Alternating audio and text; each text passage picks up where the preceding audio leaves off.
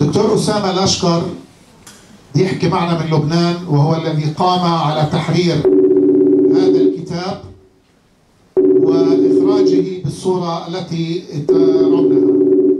والدكتور أسامة هو كاتب وأديب وروائي، يعني من ومؤرخ.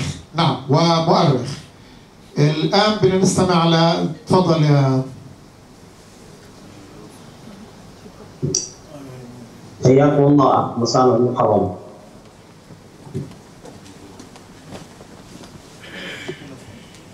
حياكم الله. تفضل دكتور، تفضل. يا مرحبا بكم. أول شيء بسم الله والحمد لله والصلاة والسلام على رسول الله. أنا في غاية السعادة أن أكون بين يدي أهلي وإخواني في رام الله وفي مركز بيت المقدس للأدب، وأشكر لأخي والأستاذ والروائي الأستاذ وليد الهودلي على تفضله بدعوتي إلى هذا المحفل الكريم الذي أحب أن أكون فيه، وأطمع دائما أن أكون في أرضي وفي بلدي وفي دياري التي أحبها وأتعشقها دائما. وحتى أختصر، فإن علاقتي بهؤلاء الأسرى علاقة قديمة جدا، فقد تعلقت بهم منذ أول ما طرقت سمعي ذكرهم وأحاديثهم. وأما حسن سلامة فقد سعدت جدا بأنني كنت رفيق سكن له وجار له أيضا في مرحلة من مراحل حياته قبل أن يشتهر أمره ويذاع، وبالتالي فإن شخصيته قريبة مني ومعروفة لدي. يعني عندما كان في زمان المطاردة الأولى، عندما خرج أو اضطر للخروج من فلسطين وتعرض للاعتقال في بعض الدول، حتى وصل إلى مرحلة من المراحل التي قرر بعد ذلك بشكل نهائي وقاطع أن يعود فيها إلى فلسطين وأن يجرب تجربته الثرية التي دون بعض من فصولها في هذا الكتاب. وبما أن موضوعي هو أن أتحدث عن تجربتي في هذه المذكرات وفي التعامل معها، فإنني أول ما تعرفت إلى هذه المذكرات وقرأت بعضا منها عرفت أنها فيها اختيارات، وأن فيها شيئا كبيرا يعني لم يذكر فيها، وأنه تعمد أو جرت المعالجة ما أن يتعامل معها في الجانب النفسي الشعوري العميق، وهي تجربة العزل الذي دامت لنحو 14 عاما، وهذه تجربة ثقيلة بلا شك. لم يحتج فيها حسن سلامة إلى مخيلة الأدباء، ولم يحتج فيها إلى أساليبهم واستعاراتهم وتشابيههم، وبالتالي قلما تجد عنده وصفا أو خيالا يعني يتحدث عن هذا الأمر. يكفيه أن يقرر هذه الوقائع التي تعرض لها وأن يسردها، وإذا أراد التأكيد عليها فإنه يكررها فحسب، وإذا أراد يعني أن يشعركم بخطورتها وأثرها على نفسه فإن أكثر ما كان يقوم به هو أن يسردها سردا سريعا ويضغطها وينجزها وكأنه في عجلة من أمره. وأظن أن ذلك بسبب اعتياده على هذه الإجراءات والمسالك التي يقوم بها هذا الكيان المتوحش في تعامله مع هؤلاء الأسرى.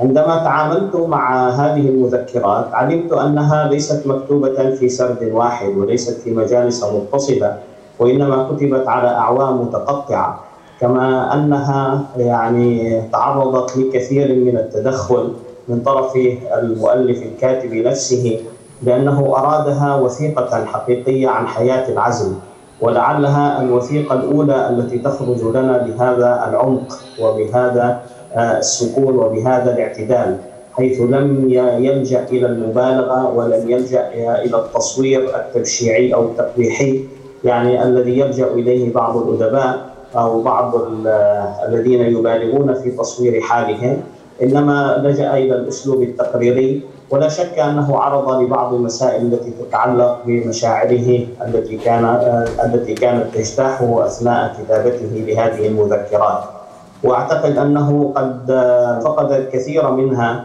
وأنه أعاد كتابتها عدة مرات، وأنها أيضا تعرضت للاجتياح وتعرضت للإتلاف من جانب الاحتلال، بل إنه مر في بعض الحالات النفسية التي أدت إلى تمزيقه لهذه المذكرات عدة مرات وكتابتها ويبدو أن للسيدة الأخت الفاضلة غفران زامل دورا كبيرا في إقناعه بمواصلة الكتابة. في التعامل اللغوي والأسلوبي مع هذه المذكرات يعني كنت في حيرة من أمري، هل أضع فيها بصمتي وأتناولها من جانب كأنني أريد إعادة كتابتها كما يفعلون مع الزعماء والرؤساء الذين لا يملكون أسلوبهم الخاص. كنت أميل إلى ذلك وقمت بصياغة أولية لهذه المذكرات بما يتناسب مع نمطي وأسلوبي في الكتابة، لكنني وجدت أن هذا الأمر سيؤدي إلى إفساد هذه المذكرات، فقررت أن أغير هذا النمط وأن أقدم هذه المادة كما وصلتني تماما. وبالتالي فإن معالجاتي كانت معالجات تحريرية ومعالجات تقييمية، ولم تكن أبدا تدخلات في الجانب الأسلوبي وفي الجانب اللغوي. ولهذا كنت حريصا أن أجعل ذلك في مقدمة هذا الكتاب، لكن الناشرين وقتها رأوا أن هذا الأمر يعني أن هذه المقدمة ستؤدي إلى تضخيم حجم الكتاب، ورأوا أنهم يعني لا ينشرونها في هذه المقدمة، رغم أنني كتبت مقدمة ضافية تتعرض لهذا الأمر. وأسلوب كتابة المذكرات مثل هذه المذكرات وإعادة صياغتها وتصحيحها وتدقيقها وإجراء التعديلات عليها مما اضطرني إلى كتابة عدة مقالات في هذا الخصوص لأشرح هذا الأسلوب، حتى أيضا لا يطعن علي يقال أن أسامة يستخدم أساليب عامية أو أنه ما غير أسلوبه ونمطه في الكتابة. وبالتالي حرصت جدا يعني أن أوضح يعني منهجي في معالجة هذه المادة التي وصلتني من داخل هذا السجن عبر المؤسسة التي تواصلت معي بشأنها. من أهم ما رأيته في هذه المذكرات أثناء معالجتي لها يعني أنها كانت غنية بالتفاصيل، وأنها كانت مركزة إلى حد كبير جدا، وأنها كانت حذرة جدا في كل التفاصيل التي كان يطرقها، ولم يكن يريد أن يتحدث إلا عن الجانب النفسي الشعوري الذي كان ضاغطا عليه وما زال ضاغطا عليه إلى هذه الساعة. وتخيلوا هذا الإنسان الذي يعيش الآن يعني قد يصل إلى نحو ربع قرن يعني هذا السجن المتواصل وهذا العزل العميق. تخيلوا أن هذا الرجل الذي تعرض لكل هذه السنين من العزل كيف يمكن أن يكون وضعه النفسي، وكيف أن يكون قدرته على الثبات والاستقرار. لا شك أنه يعني في خضم تجربة نفسية عميقة قد أصابت الكثيرين بحالة من الجنون وحالة من عدم الاستقرار النفسي. وأن ترى شخصا بهذا التماسك وهذه القدرة على التعبير وهذا التوازن، لا شك أنه يعني نجح في هذه التجربة التي لا يخرج منها أحد سالما في العادة. وأعتقد أن هذا الرجل يعني يستحق منا هذه المرة يعني أن نسجل هذه التجربة وأن نقدمها للعالم. وبالتالي يعني كنت أنا يعني من خلال بعض العلاقات مع بعض المؤسسات الإعلامية والفنية وقدمتها إلى هذه الشركات لكي تنجز لنا مشروعا كبيرا يتحدث عن حكايات عزل هؤلاء الأسرى الكبار. وقد وجدت تجاوبا عجيبا من بعض هذه المؤسسات الإعلامية التي قرر بعضها أن يدخل في مشروع كبير لحكاية يعني هذه التجارب التي لم يتعرضوا لمثلها ولم يشاهدوا مثلها. وأتمنى خلال أشهر قليلة إن شاء الله نخرج بجملة من الأعمال ضمن حملة كاملة تقوم بها هذه الشركات التي لا تنتمي إلى جهة أو فصيل بعينه، وإنما لحظت الجانب الحقوقي والقانوني والنفسي والإنساني في التعامل مع هذه القضايا الحساسة. أتمنى أن أكون قد أوجزت يعني واختصرت في العشر الدقائق المتاحة لي، وأشكر مجددا لإخواني في مركز بيت المقدس للأدب والأستاذ وليد على تفضله بإتاحة الفرصة لي للحديث في هذا المقام. شكرا دكتور أسامة الأشقر. نحن نتفق معك دكتور أسامة بأن اللغة التي بين أيدينا بين دفتي هذا الكتاب هي لغة بسيطة في متناول الكل، الكل يمكن أن يقرأها وأن يفهمها بسهولة، فيها سرد تفصيلي مثير للمشاعر، وكتبت الحقيقة كما بين الأستاذ حسن أو الأسير حسن نسأل الله له التحرير إن شاء الله، كتبت على مدى أعوام هذه التجربة. الحقيقة مليئة بالمشاعر، تستفز مشاعرنا، تستفز الإنسانية التي بداخلنا. استطاع أن يقودنا إلى عالمه، أدخلنا إلى الزنزانة، أدخلنا معه إلى العزل في الكثير من المواقف.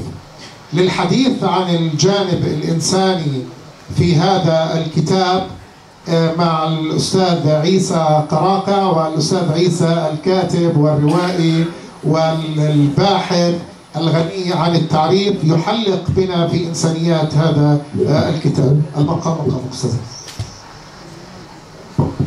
بسم الله الرحمن الرحيم. مساء الخير للجميع. بشكل عام الكتابات حول العزل الانفرادي هي قليلة.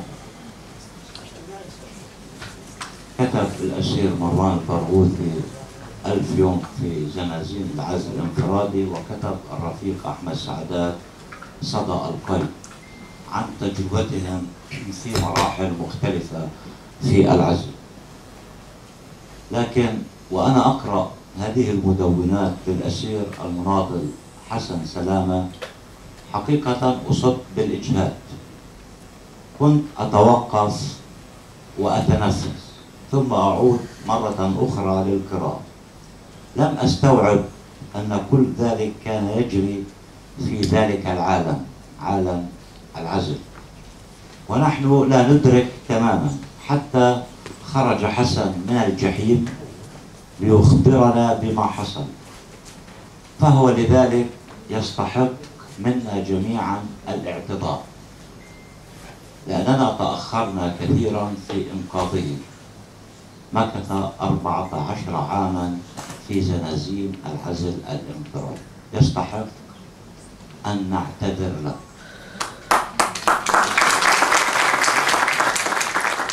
كيف عاش حسن سلامة 14 عام بين الحياة والموت؟ كان الموت أقرب، يتربص له في كل حين. هناك في زنازين العزل الانفرادي في سجون الاحتلال عاش في القبور، وحلق الموت فوق رأسه آلاف المرات. كيف نجا هذا البطل المستهدف من أعلى المستويات الأمنية والعسكرية ومن خبراء التعذيب في دولة الاحتلال؟ ولم تستطع أن تبتلعه تلك الزنازين وترميه خلف الغياب وفي طيات النسيان. كان يقاتل الموت الصهيوني، وهو الأعزل البعيد في قاع الأرض، المدفون تحت وطأة الملاحقة والتعذيب والحرمان والقهر والرعب واللا يقين والغموض والمجهول في الزمان والمكان. ربما كان يرى في الموت حياة، وربما هي شجاعة المعاناة. كيف نجا حسن سلامة وخرج من ذلك الجحيم الصهيوني؟ زنازين ضيقة قذرة عفنة وسخة مليئة بالحشرات والجرذان والرطوبة والحرارة، لا شمس ولا هواء ولا أي شيء.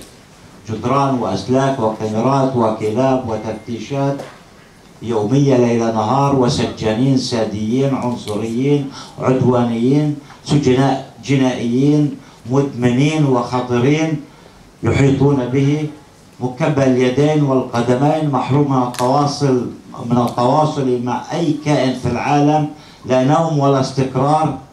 تخيلوا أمنيته الوحيدة كانت أن ينام. إنسان يتمنى، لا يريد شيء، فقط بدي أنام. لا نوم ولا استقرار، تنقلات مستمرة من عزل إلى عزل، وفي كل مرة يتعرض لحفلات من الضرب العنيف. يعيش في دائرة مغلقة من القبور والصناديق الحجرية، لا يسمع سوى الصراخ وصوت الحديد، الإذلال، الإهانات، العقوبات. لا يوجد أحد. كان وحيدا لسنوات، يتحدث مع نفسه، يضحك مع نفسه، ينتظر أحدا يأتي. هل مات الجميع؟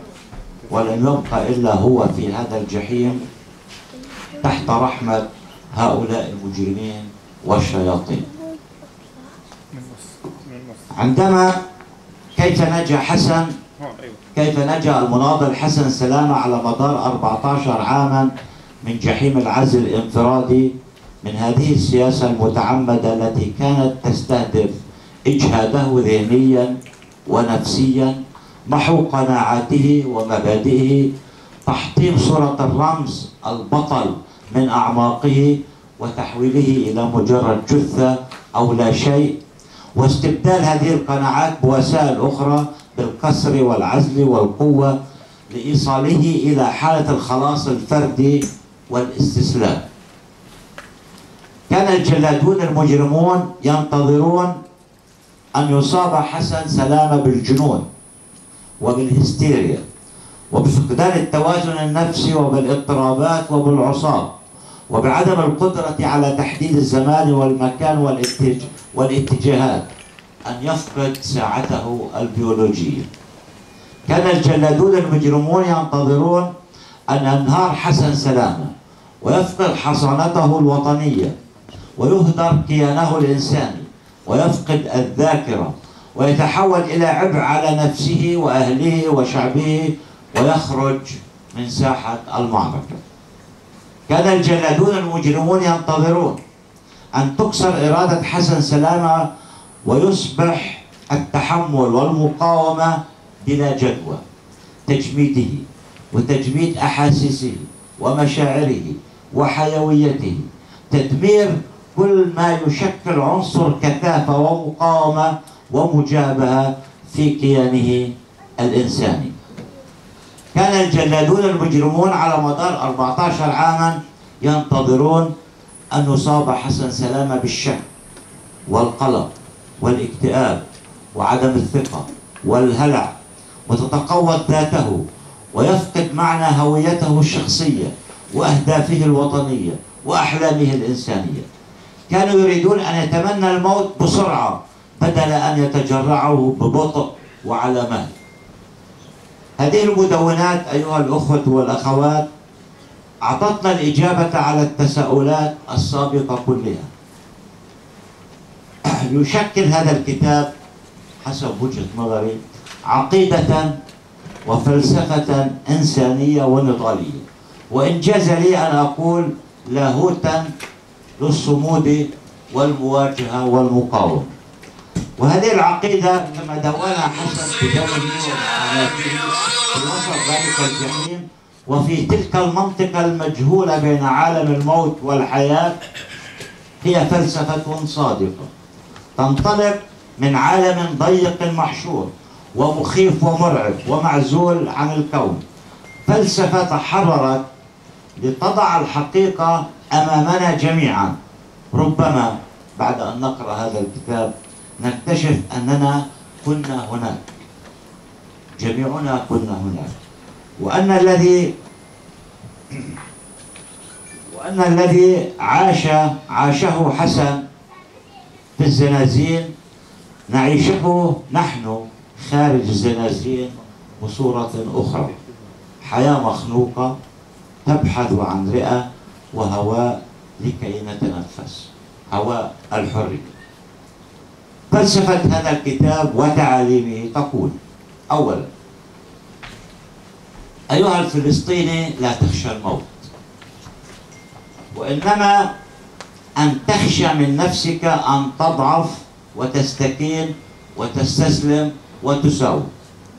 عندها ستموت آلاف المرات يوميا، لأن الموت ليس فناء الجسد، ولكن أن ترى حلمك الذي عشت من أجله ينهار أمامك وأنت لا تملك شيئا لتدافع عنه أو تنقذه.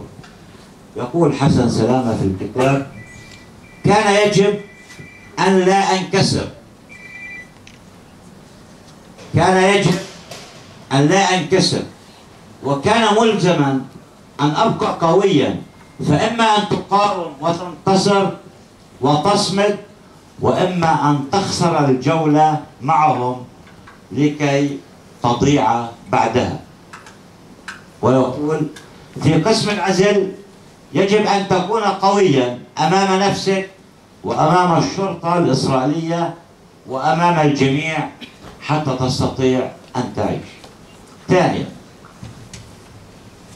المقاومة لا تنتهي حتى داخل السجن دفاعا عن الكرامة والكبرياء والكبرياء الإنساني والهوية الوطنية. السجون ساحات اشتباك بين إرادة الأسير وإرادة المحتل. يقول حسن في الكتاب إن ما يقوم به هذا المحتل من ممارسات عنصرية في العزل هي جزء من كل ما يتعرض له شعبنا، وهي معركة مستمرة في مكان آخر وأساليب أخرى.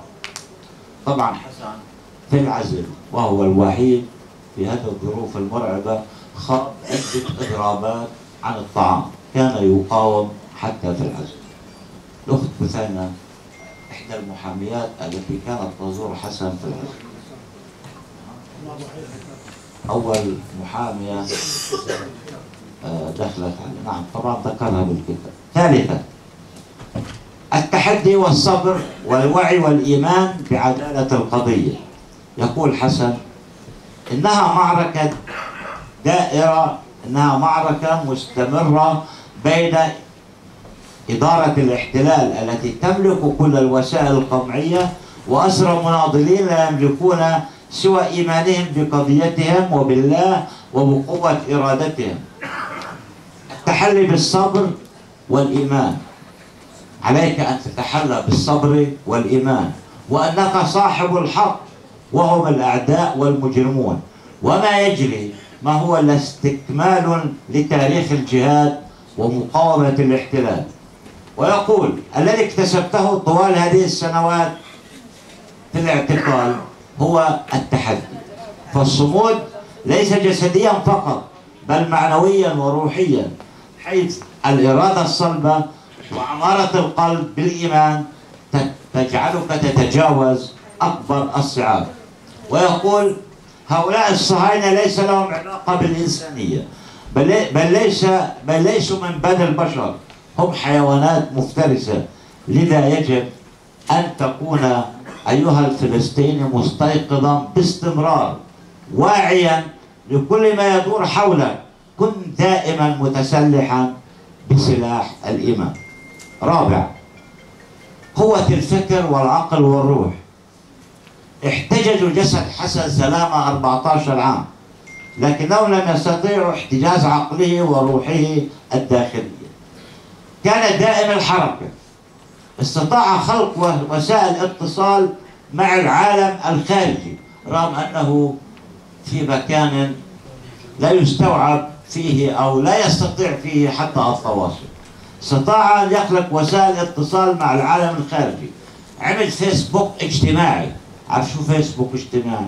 تحدث من طاقة لطاقة مع زملائه الذين كانوا في العزل الانفرادي. وأيضا استطاع أن يتواصل مع الأسرى في السجون، تواصل مع الأهل، جند أسرى مدنيين من أجل الاتصال بالأهل والتواصل معهم. القراءة، لعب الرياضة، كتابة الرسائل، هي أسلحة زودته بالحصانة والذخيرة المعنوية والروحية، وخلق عالم اجتماعي كما هو يريد لا كما يريد السجانون. تغلب على الملل وعلى الحياة الميكانيكية الروتينية، حلق في أحلامه وذكرياته خارج جدران السجن، خلق لنفسه عالما موازيا آخر وتحرر من هذه الزنازين، هذه الآبار السحيقة. حلق في فضاء الكون حتى متجاوزا المكان الضيق والأسلاك الشائكة. يقول حسن، هذه إحدى فلسفة هذا الكتاب، يقول تستطيع على الرغم من الجحيم الذي تعيشه أن توجد في داخلك حياة أخرى تنسيك أي جحيم. وهذا ما كنت أعمله، أشرد من هذا الواقع المؤلم إلى واقع أصنعه لنفسي يكون جميلا كالحلم.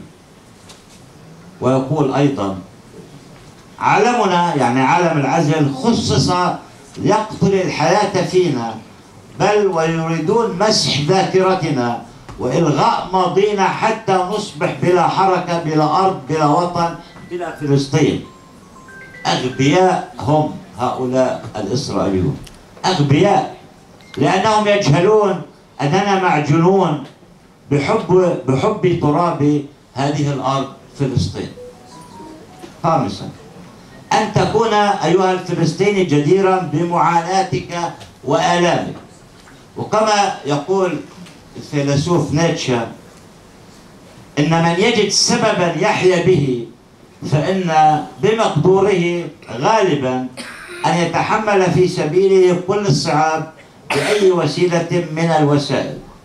فأي إنسان يستطيع حتى في أسوأ الظروف أن يقرر ماذا يريد، وأن يقرر أنه سوف يحتفظ بكرامته الإنسانية حتى في تلك الزنازين، زنازين العزل الجهنمية. وقد تجلت عظمة الأسير حسن سلامة بتحمله لآلامه وأوجاعه وعزله، وهي تمثل إنجازا داخليا أصيلا. تلك هي الحرية الروحية، وهي التي لا يمكن سلبها من الإنسان، وتجعل الحياة ذات معنى وذات هدف.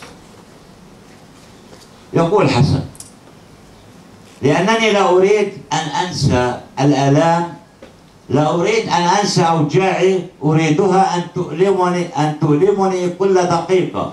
هي بركان كل يوم أريده أن يغلي، حتى لا أنسى من أنا ومن هؤلاء، حتى أشعر أنني ما زلت من بني البشر وما زلت من الأحياء.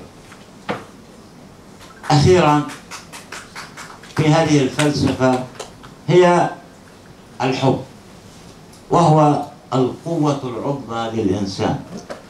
ارتباط حسن بخطيبته الأخت غفران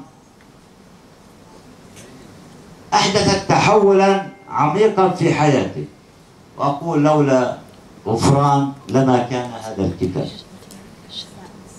هذه المرأة كما يقول حسن على لسانه هي التي أنقذتني، وكان بيني وبين عالم الأموات خطوة واحدة، فإذا بصوتها العذب ويدها الحنونة تعيدني خطوات وخطوات، بعد أن زرعت بداخلي الأمل من جديد، وأعادت لحياتي شمسها وقمرها ونجومها وهواءها وطعمها. إنها هذه العبارات ماذا تعني؟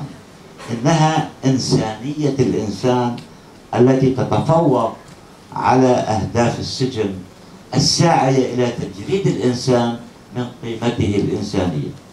الحب كان هو الرد على أهداف السجن الساعية إلى التسبب بالموت الانفعالي للأسير حسن، وإصابته بالبلادة والجفاف العاطفي والألم النفسي.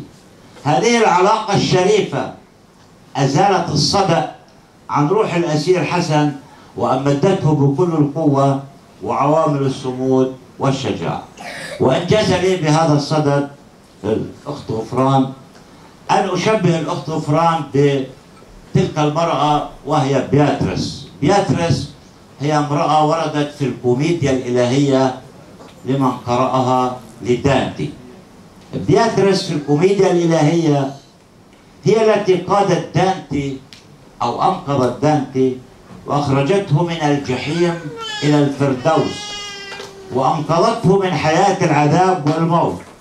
وكان دانتي محكوما عليه بالإعدام مثل حسن بالضبط، كان محكوما عليه بالإعدام في منفاه بعد أن تصدى لسلطة الكنيسة في العصور الوسطى وسياسة محاكم التفتيش والإبادات الجماعية والملاحقات والتعذيب في السجون.